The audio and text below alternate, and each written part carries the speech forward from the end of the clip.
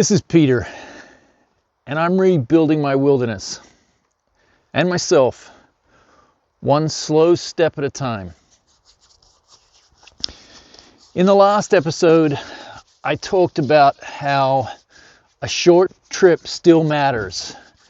In this episode, we're going to go out and try out some gear to see that trips still matter even when the conditions are a little more adverse, a little more cold. Talking about gear, I unfortunately got very muffled and bad. It seemed to happen whenever I was wanting to talk about the specifics. One of the things that I liked about and I used in both the setups was just a little headlamp on a warm beanie. It's good because you can put it on your head and then you don't have to worry about where that headlamp is when you get up in the middle of the night. I wore this or something like this when I was in both situations, and I really recommend it. It's great. I'm an older guy, and I'll be honest, even in the best of times, I tend to get up at least once through the night, and not having to search for that headlamp is great. What I was then looking at were these two various setups and making sure that I'd tried one and then the other, and the nights gave me about the same. It was just a little above or just a little below freezing, and I tried these two different setups. I'll talk about them very briefly, but then I'll come back and tell you about how they performed. This setup is with an inflatable and a 15-degree down bag. This was with a 20-degree bag, but I also had a fleece liner with me and just a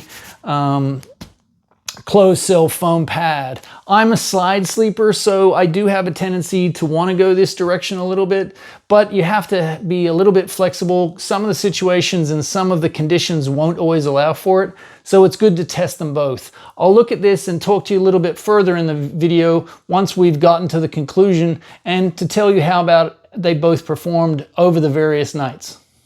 So it's really all about layering, having something that was going to dry wick away really fast when you are getting hot and sweaty, and having that warmer fleece that you can put back on so that you can keep the chill off your body when you do have to stop, which is inevitable unless you're Superman and you hike a million miles an hour. Even then, if you're Superman and you sweat, you need to get your layering right. So here's the really tough part to layering. I know as soon as I put this pack on and hike 10 minutes, I'm going to be stripping down. So I'm going to start a little cold so I avoid sweating and then having to stop again to strip down. I just commit that I know that I'm going to get warm and I know that I'm going to get hot. So I just do it in advance and get going. But it's never a fun thing when it's this chilly.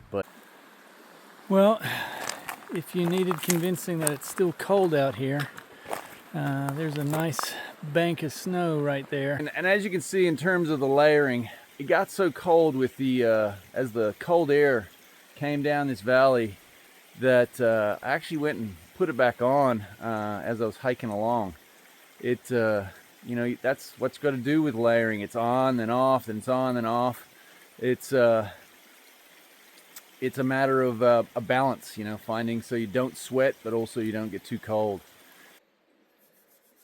Cold just eats into you slowly, and then all at once. And that is when it can turn deadly.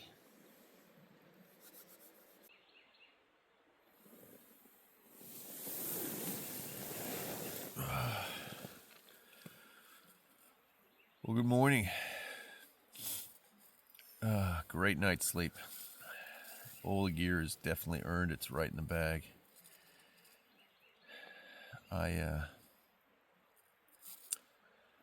really had a great night's sleep. I feel good and refreshed, which is good because I've still got quite a few miles to go today.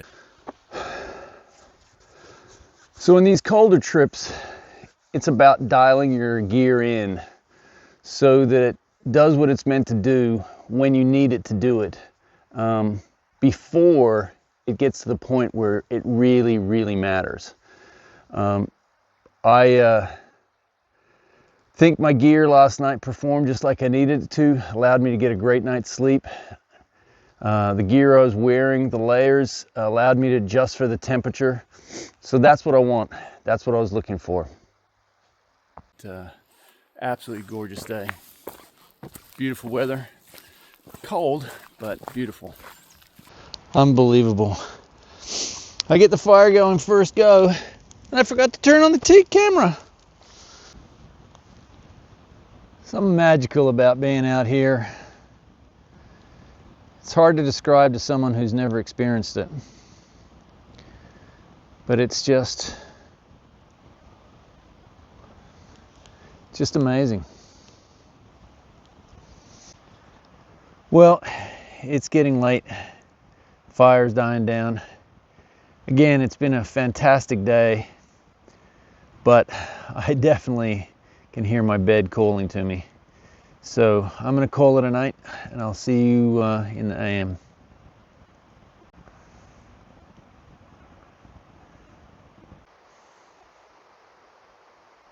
Now, as to dialing in my sleeping arrangement system, and that was a big factor. I tried this one on the first night, and I will say that it worked really, really well. I do like, and I have a tendency to want to go for a light, but yet fairly heavy duty air mattress. It really keeps me just that little bit off the ground, but as I said, I side sleep, so being able to turn on my sides and still be comfortable makes a huge difference.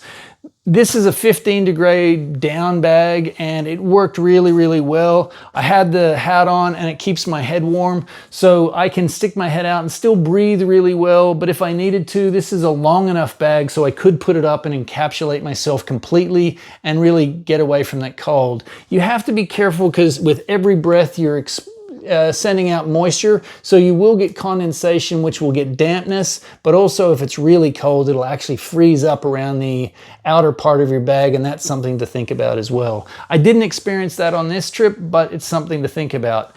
This setup was with a 20-degree down bag, so it's for when I'm getting into the shoulders and then starting to get into the latter part, and it's actually more of a quilt than a full bag, and I did that with on the second night with a liner and the closed. It actually was sufficient. I was plenty warm, but the closed cell, I just don't prefer it just because, as I said, I sleep on my side, and when I was younger, I could do it a little bit more. Both when I was in scouts and then also in the military, it worked and it was fine. Plus I was just exhausted and I would sleep anywhere. It was a setup that works well. You do have components, and the reality of it is you can mix and match these things.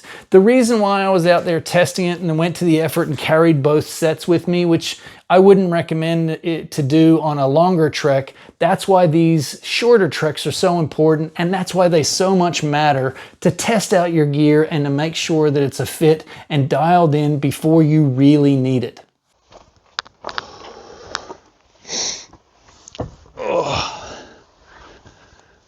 So this trip wasn't really about how cold it was, although today it really was very cold, as it was last night. It was about learning how to handle the cold and to respect the cold before it actually really matters.